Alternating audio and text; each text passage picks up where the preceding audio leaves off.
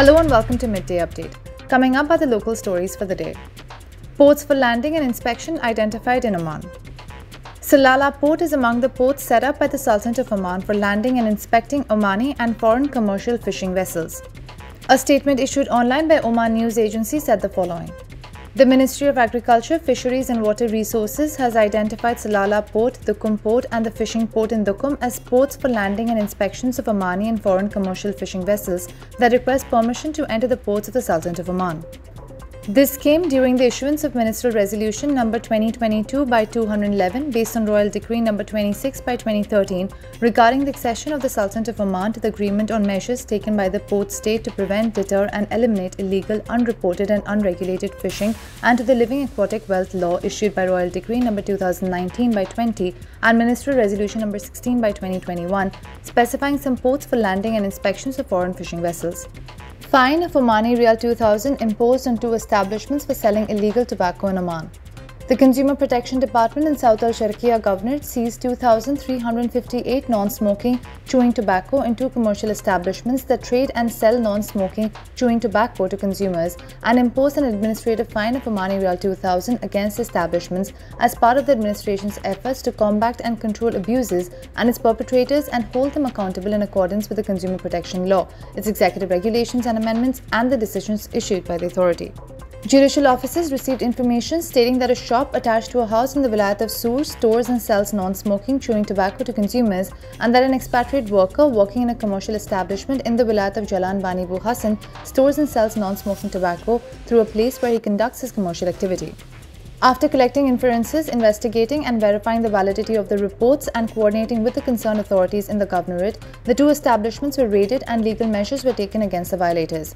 The seizures were seized in preparation for their destruction and an administrative fine of Omani Riyal 1000 was imposed against each establishment, which is in violation of Resolution No. 2015/256 and its amendments regarding the prohibition of the circulation of non-smoking chewing tobacco in any form and under any name. Parking restricted on parts of Sultan Qaboos Street. A statement issued online by ROP said the following. The Royal Oman Police announces that it will prevent vehicles from parking on both sides of the lane on Sultan Qaboos Street from Al Baraka Palace roundabout to the Royal Private Airport on Monday and Tuesday, October 24th and 25th, 2022.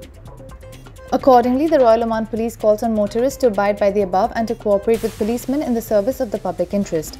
This coincides with an announcement of Diwan of the Royal Court that His Majesty Sultan Haitham bin Tariq will go on an official 2-day visit to the Kingdom of Bahrain on Monday. And now for the international news. The United Kingdom is all set to have its first Prime Minister of Indian origin, Rishi Sunak, as former Prime Minister Boris Johnson dropped out of the race according to UK media reports. Boris Johnson ruled himself out of the Conservative Party leadership race despite claiming he had the required support. Johnson said he had come to the conclusion that this would simply not be the right thing to do, as you can't govern effectively unless you have a united party in Parliament.